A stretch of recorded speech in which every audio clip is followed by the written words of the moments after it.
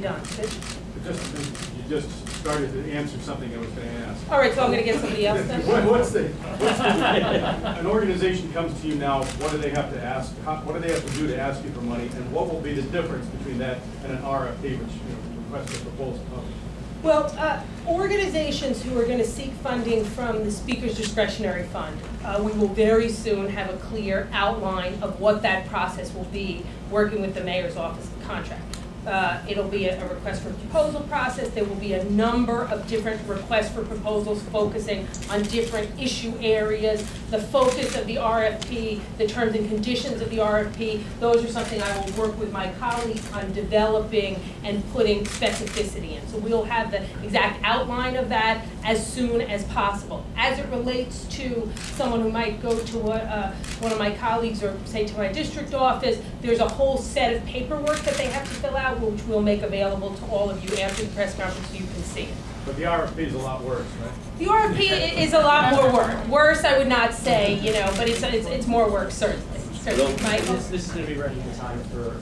Pardon me? This is going to be ready in time for this budget. Yes, and these are reforms for the FY09 budget. And in terms of groups getting their money, how will the process be slowed down by this? No. In our conversations with the Mayor's Office of Contract, one of our concerns was that our reforms not slow down or negatively affect an important organization's ability to get their money in a timely manner so they can serve as workers. So we do not believe through our conversations with the Mayor's Office of Contract that that will be slowed down in any way at all. Who determines who gets awarded the RFP? And how much control does the Speaker have over the individual member items and how much money the individual members have to disperse those items? The RFP process will be merit-based and competitive, so myself, my colleagues will have input on what the focus of the RFP will be, issue-wise, geographically, maybe the size of groups that could get money, things like that. But the process will not be decided by myself and my colleagues. It will be decided by the Mayor's Office of Contracts and the relevant city entities that are the focus of that RFP. So those decisions will be made outside of the office. That Speaker's allocation is 25 to 35, is that what you're saying? No, it's about, this past year was about 21, 22, so say between 20 and 25. In the interests of reform and sunlight, would you consider retroactively letting the public know how you spent in your two prior budgets that Speaker allocation? Well, we did. You mean with listing? The Speaker's allocation. We did. That was all of the. That was the. 06 and 07. Well, in 08, which is what we're in now. I was Speaker in 07 and 08.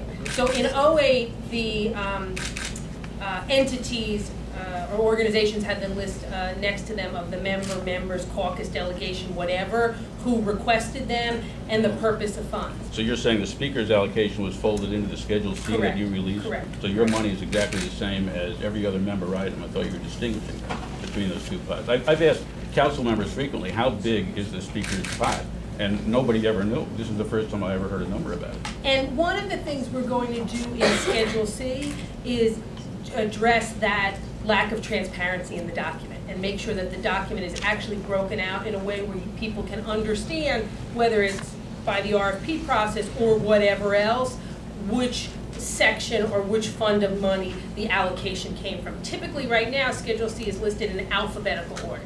That practice will end and it'll be, hopefully, my hope is more readable and usable and answer the types of questions Let's you're follow asking up now. here. Sure. Are we talking both budgets, expense and capital here?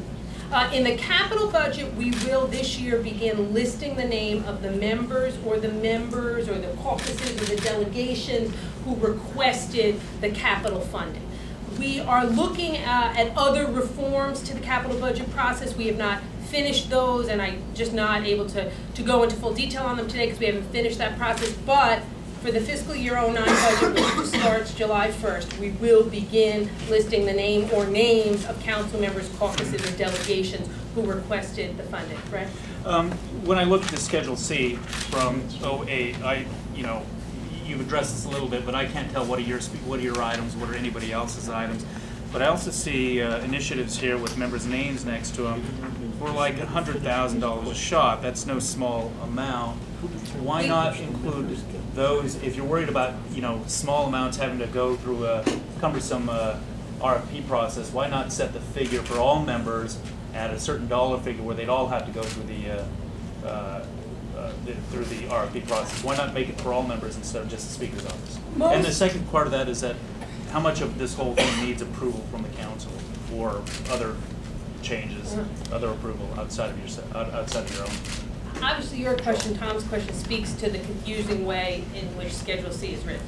And I don't know which particular group you're pointing to with $100,000, but my guess is that any group that is over $15,000 or over $20,000 on Schedule C came from the Speaker's allocation fund at the request of a member or a delegation. So we can happily try to go through that with you and to the best of our ability indicate which of those grants came from Speaker's allocation funds. But so if I look at like anti-gang violence initiative and I see $25,000 or $30,000 foster, that's actually your money? That's actually your discretionary money? The one you picked, anti-gang violence, is, let me back up even further. There are a number of things listed, obviously not clearly, in Schedule C.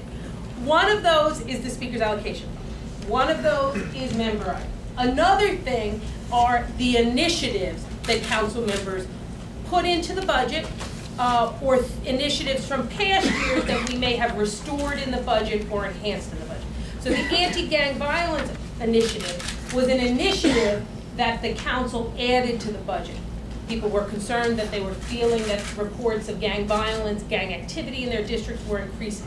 They thought it was an appropriate use of taxpayer money in response to that to fund organizations that help get kids out of gangs or prevent them from joining gangs. So that was something that was an initiative in the budget, like pushing for expansion of summer youth jobs or 6-day library service, which is yet a third thing, and obviously we need to find ways to make that which we will, much clearer in the document. So this does not affect, these new changes then do not affect member initiatives? The member initiatives are what... Which is the largest chunk of money in discretionary spending, right? No. Member initiatives are not part of discretionary. Initiatives are not part of discretionary funding. Discretionary funding, hence by the name, the Speaker's discretionary funding had been at the discretion of the Speaker, no more. Member and discretionary funding is at, after review, discretion of the members.